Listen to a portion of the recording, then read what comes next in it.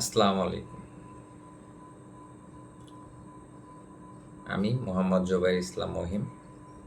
আজকে সূরা মায়েদার ৬৭ নাম্বার আয়াত থেকে কিছু আলোচনা করব। যারা কোরআন পড়েন এবং যাদের কোরআনের পক্ষে মানে কোরআন সম্পর্কে ধারণা আছে বা কোরআনের আয়াত সম্পর্কে ধারণা আছে তারা হয়তো জানেন। আর না হলে আপনারা সূরা মায়েদার ৬৭ নাম্বার আয়াতটা দেখতে পারেন। সেখানে কি বলা হয়েছে? সেখানে বলা হয়েছে যে, হে নবী, আপনি বলে দিন যা আপনার উপরে নাজিল হয়েছে। এই কথাটুকুতে বোঝা যায় যে নবী করিম সাল্লাল্লাহু সাল্লামের উপরে যা নাজিল হয়েছে তিনি হয়তো কিছু একটা বলেন নাই, যেটা বলার কথা আল্লাহ তাআলা বলতেছে। আবার ওই আয়াতেই বলা হয়েছে যে আপনি যদি এখন না বলেন তাহলে তার নাম উল্লেখ করুন যিনি পরবর্তীতে এই বিষয়ে আপনার উম্মতকে জ্ঞান দিবে বা আপনার উম্মতের মধ্যে এটা ছড়াবে। আর পরের আয়াতে বলা হয়েছে যে আপনি আপনি সংকোচ বোধ করেন না, আপনি ভয় পেয়েন না। মানে আমি আমার মতো করে বলতেছি আয়াতটাকে আর কি, যে আপনি বলেন আপনার সাথে আমি আছি, আমি আপনাকে সাহায্য করব। তো এর থেকে বোঝা যায় যে নবী করিম সাল্লাল্লাহু আলাইহি সাল্লামের উপরে যা নাজিল হয়েছে তা পূর্ণাঙ্গভাবে নবী করিম সাল্লাল্লাহু আলাইহি সাল্লাম আমাদের মধ্যে মানে কোরআনের মধ্যে সেটা পূর্ণাঙ্গভাবে বলা হয় মানে বলেন নাই। এর মধ্যেও কোনো কারণ আছে। তো নবী করিম সাল্লাল্লাহু আলাইহি সাল্লাম শরীয়ত, যারা শরীয়ত মানে তাদেরকে নিয়েও চলছেন, যারা শরীয়ত এবং তরিকত মানেন তাদেরকে নিয়েও নবী করিম সাল্লাল্লাহু আলাইহি সাল্লাম চলছেন। এমনকি শুধুমাত্র যারা তরিকত নিয়ে চলেন তাদেরকে নিয়েও নবী করিম সাল্লাল্লাহু আলাইহি সাল্লাম চলছেন। তো মানে সবকিছু সম্মিলিতভাবেই তিনি চলাফেরা করছেন।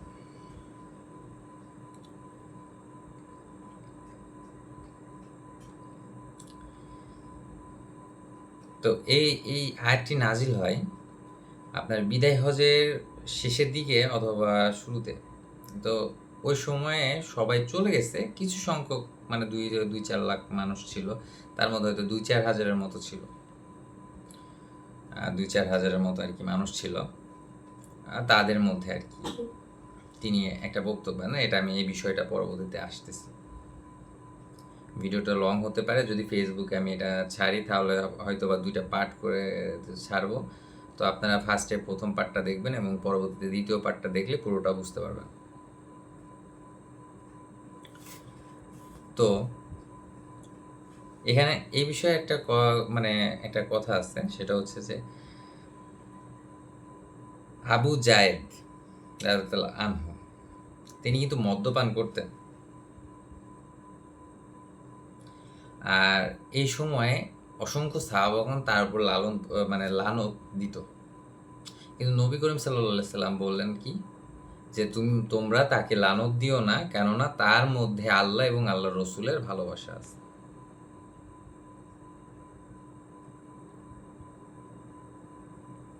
এটা নবী করিম সাল্লাল্লাহু আলাইহি সাল্লাম বলছেন। আবার এই বিদায় হজের সময় যখন মানে এই আয়াতটা যখন নাজিল হয় তারপরে বিদায় হজের শেষের দিকে, তখন আল্লাহ তাআলা বলছেন কি, মান কুনতুম মওলা ফাহাজুন আলিউন মওলা। এটা সহিহ বুখারীতে আছে, চাইলে আপনারা দেখে নিতে পারেন। তো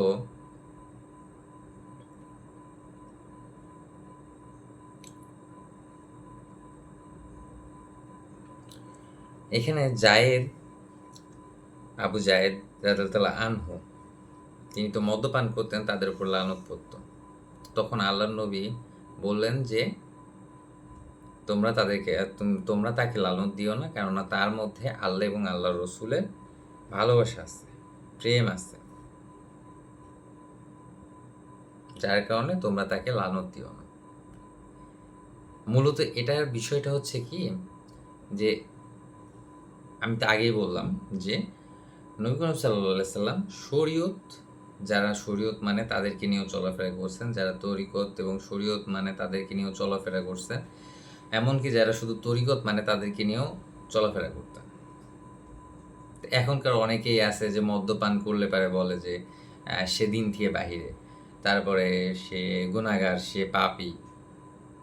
তো যেখানে নবী করিম সাল্লাল্লাহু আলাইহি সাল্লাম বলছেন যে তার মধ্যে আল্লাহ এবং আল্লাহর রসুলের ভালোবাসা আছে, তোমরা তাকে লানত দিও না, তো সেক্ষেত্রে আপনারা কারা? আপনারা কে তাদেরকে লানত দেওয়ার? আপনারা কে তাদেরকে কাফের বলার, পাপী বলার বা গুনাহগার বলার? আপনারা কি? আপনারা কেউ না।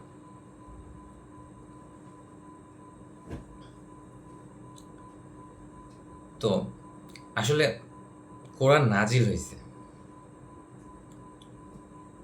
আমরা যে কোরআনটা পড়ছি এটা হচ্ছে শরীয়তের জন্য, বাতেন জাহির, আর একটা হচ্ছে ইলমে মারেফত। ইলমে মারেফত এই বিষয়টাই যখন আল্লাহ তাআলা বলছেন, হে নবী আপনি বলে দিন এই মারিফত সম্পর্কে, এই মারিফত যেটা নবী করিম সাল্লাল্লাহু আলাইহি সাল্লামের উপরে নাজিল হয়েছে, এই বিষয়ে আল্লাহ তাআলা বলছেন কোরআনে, কারণ তখন সেই সময়ে নবী করিম সাল্লাল্লাহু আলাইহি সাল্লাম বলেন নাই। তো সেই কারণেই আল্লাহ তাআলা এই আয়াতটি নাজিল করছেন যে হে নবী আপনি বলে দিন, আপনি ভয় পাবেন না, আপনি বলে দিন, আপনি বলে দিন যা আমি আপনার উপরে নাজিল করেছি। এর থেকে বোঝা যায় যে তিনি পূর্ণাঙ্গ মানে তার উপরে যা নাজিল হয়েছে তিনি পূর্ণাঙ্গ ব্যক্ত করেন নাই, কিছু বাকি আছে, সেটা হচ্ছে ইলমে মারেফত। তো তখন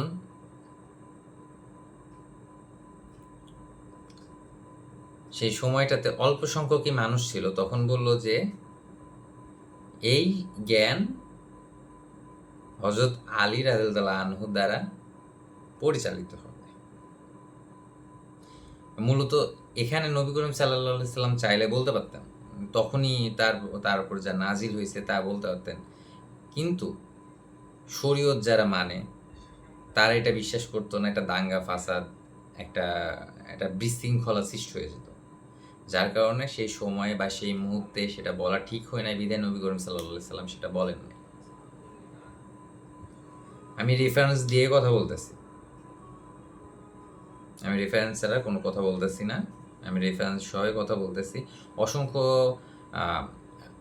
কোরআন বিশ্লেষকরা আছে যারা আসলে কোরআনের অর্থটাই শুধু বোঝে, এর ভেদটা বা এর গভীরতা কেউ এখন পর্যন্ত বোঝে না।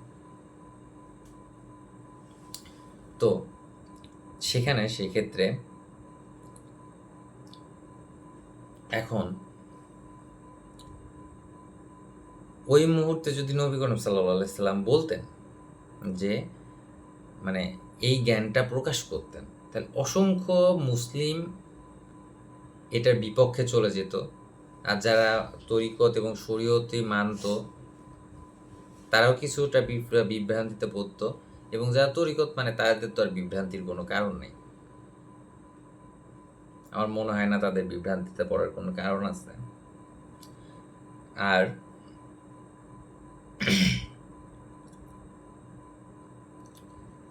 তখন হযরত আলী রাদিয়াল্লাহু আনহুর নাম নিলেন যে আমি অবর্তমানে অবস্থায় এই জ্ঞান হযরত আলীর মাধ্যমে ছড়াবে, যারা বুঝমান, যারা মারিফত সম্পর্কে যাদের জ্ঞান মানে যারা বুঝতে পারবে তাদের মধ্যে হযরত আলী রাদিয়াল্লাহু আনহু এই জ্ঞানটা দিবেন, আর তিনি সেই কাজটাই করছেন। আর তিনি আমাদের নবী করিম সাল্লাল্লাহু আলাইহি সাল্লাম তো রহমাতুল লিল আলামিন, তিনি রহমত স্বরূপ আসছেন দুনিয়ার বুকে, দাঙ্গা ফাসাদ করার জন্য আসেননি। যে তিনি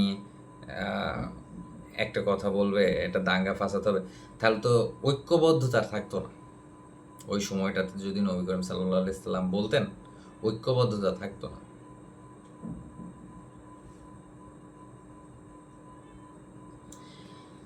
তো তখন যখন আয়াতটা নাজিল হলো, মানে এই আয়াতটা নাজিল হওয়ার আগেই মারিফতের যে জ্ঞান, সেই জ্ঞানটা আগেই নবী করিম সাল্লাল্লাহু সাল্লামের উপরে নাজিল হয়েছে। যেমন কোরআন নাজিল হয়েছে শরীয়তের ক্ষেত্রে, সেরকম মারিফতের জ্ঞানটাও নবী করিম সাল্লাল্লাহু সাল্লামের উপরে নাজিল হয়েছে। কিন্তু তখন সেটা তিনি বলেন নাই, কারণ তখন সেটা সে বোঝার মতো সেরকম মানুষ ছিল না। কিছু সংখ্যক বুঝতো, কিছু সংখ্যক বুঝতো না।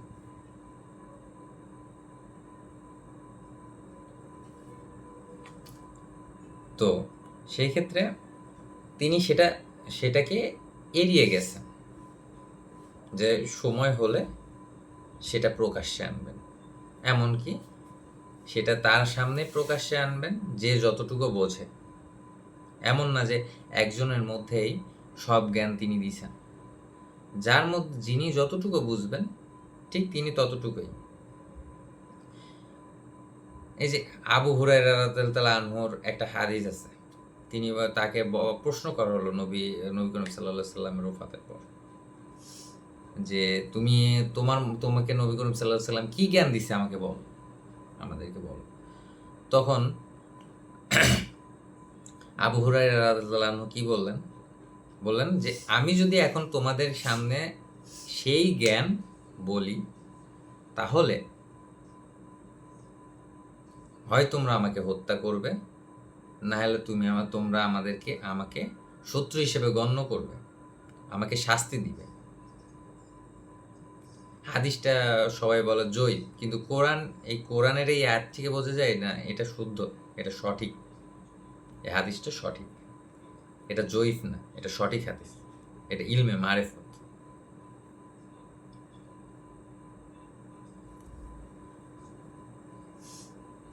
তো মূল রহস্য এখানে, আরেকটা মূল রহস্য হচ্ছে, মানে আমার ভিডিওটা করার মূল উদ্দেশ্য হচ্ছে যে হযরত আলী রাদিয়াল্লাহু আনহু কিভাবে মওলা হলেন, এটা। তো সবকিছু বিচার বিবেচনা করার শেষে নবী করিম সাল্লাল্লাহু আলাইহি সাল্লাম কি বললেন যে আমি অবর্তমানে আমার উপর অর্পিত যে জ্ঞান, সেটা আলীর মাধ্যমে ছড়াবে। আবার নবী করিম সাল্লাল্লাহু আলাইহি সাল্লাম কি বললেন, মান কুনতুম মওলা হু ফাহাজুন আলিউন মওলা, আমি যার মওলা হযরত আলী হচ্ছেন তার মওলা। এটা হেনতেন কথা না, স্বয়ং নবী করিম সাল্লাল্লাহু আলাইহি সাল্লাম বলে গেছেন মওলা অর্থ কি। মওলা অর্থ হচ্ছে প্রভু। তো এই বিষয়ে আলোচনা করা না, আলোচনাটা হচ্ছে আমার যে কিভাবে তিনি মওলা হলেন, এই বিষয়টা নিয়ে।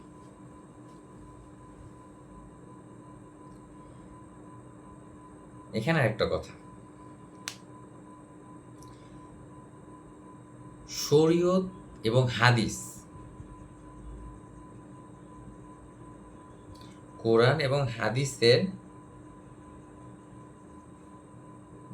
ভুল হলো, কোরআন এবং হাদিস অসম্পূর্ণ হযরত আলীর জ্ঞান ছাড়া। কারণ ইলমে মারিফত ছাড়া কোরআন এবং হাদিস পূর্ণাঙ্গ না, স্বয়ং সম্পূর্ণ না। যখন কোরআন এবং হাদিসের সাথে ইলমে মারিফত আসবে, হযরত আলীর জ্ঞান আসবে, তখনই সেটা স্বয়ং সম্পূর্ণ।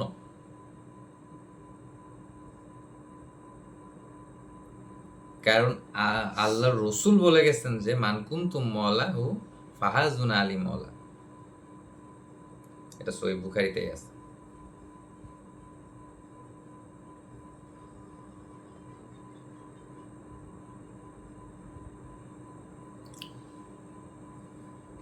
তাহলে আমরা কি বুঝলাম, যে কোরআন এবং হাদিস হযরত আলীর জ্ঞান ছাড়া অসম্পূর্ণ।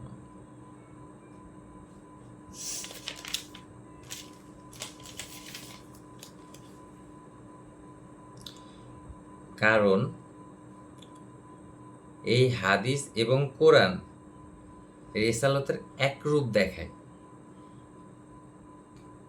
আর রিসালাতের আরেক রূপ হচ্ছে হযরত আলীর জ্ঞান। কথাটা বুঝতে পারছেন? যে কোরআন এবং হাদিস হচ্ছে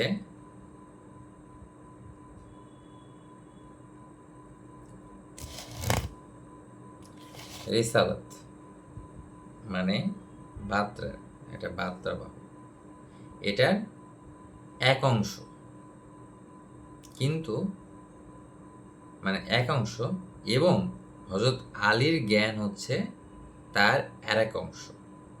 এই দুই অংশকে মানে যদি একত্র না করেন তাহলে পারে আপনি পূর্ণাঙ্গ ইসলামে ঢুকতে পারবেন না, এটা অসম্ভব বিষয়।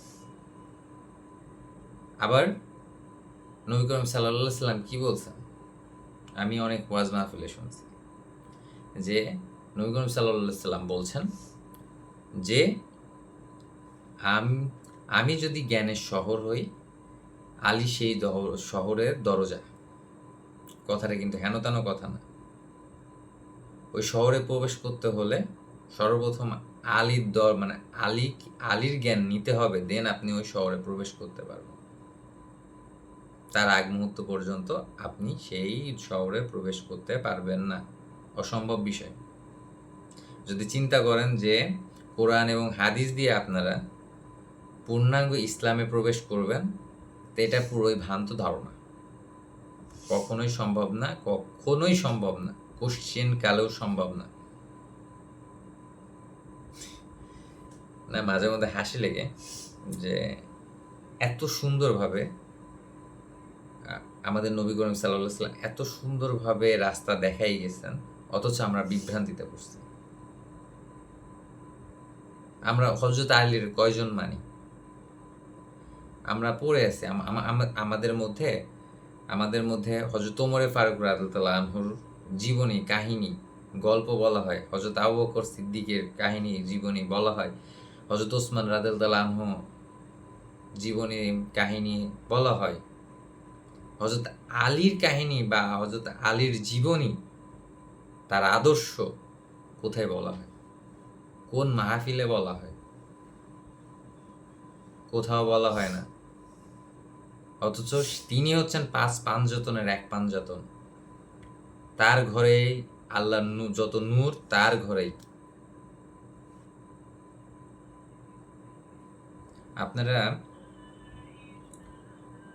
আপনারা এই পৃথিবীর সকল মানুষ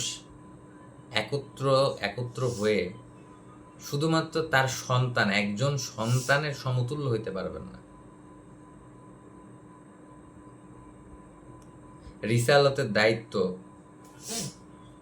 নবী করিম সাল্লাল্লাহু আলাইহি সাল্লাম দুনিয়ার বুকে থাকতেই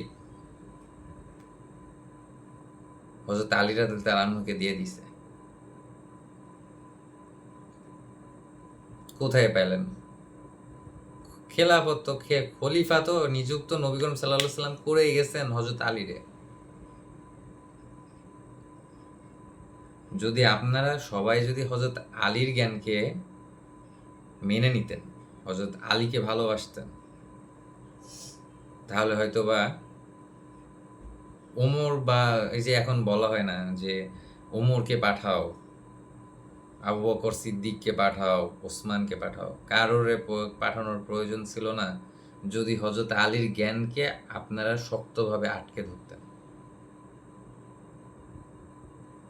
যদি আঁকড়ে ধরে রাখতে পারতেন বা ধরে রাখেন, তাহলে কারোর আসার প্রয়োজন নেই, আপনারা এক একজন ওমর হয়ে যেতেন।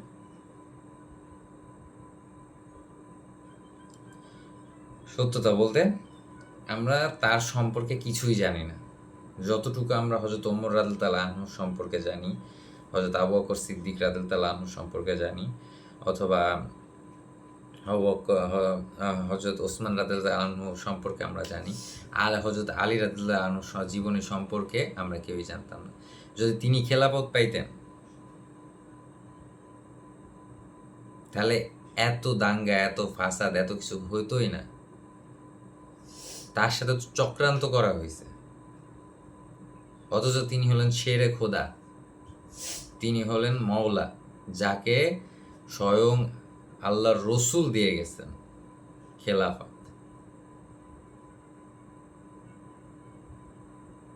আমরা তাদেরকে মানি না, সরি আমরা তাকে মানি না। তারপরের খেলাফত কে? হযরত হাসান রাদিয়াল্লাহু আনহু কি করলো? চক্রান্ত করলো, হত্যা করা হলো তাকে। হযরত হোসেন রাদিয়াল্লাহু আনহুকে কি করা হলো? হত্যা করা হলো। তাদেরকে শহীদ করে দেওয়া হলো। এটা কারা করলো? এই ইসলামের শত্রুরাই করলো। যাক, বিষয়টা আমার এদিকে না, বিষয়টা আমার এই বিষয়টা অন্যদিকে ছিল। মানে আমি আপনাদেরকে জাস্ট বোঝানোর চেষ্টা করছি যে শরীয়ত এবং তরিকত একই সুতোয় বাঁধা, একজন অপরজন ছাড়া অপরিপূর্ণ। আর এটা আর একটা বিষয় বোঝানো ছিল, মানে হযরত আলী কিভাবে মানে মওলা হলেন, এই বিষয়টা আমার আপনাদেরকে জানানো, মানে বোঝানোর এটাই ছিল। আশা করি আমি ছোট, আমি যতটুকু বোঝানোর চেষ্টা করছি হয়তো বা আপনারা যারা বুঝবেন তারা বুঝছেন।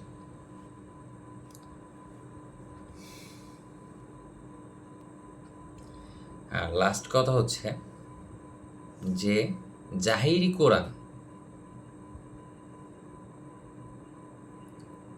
যে কোরআন আমরা শিখে থাকি,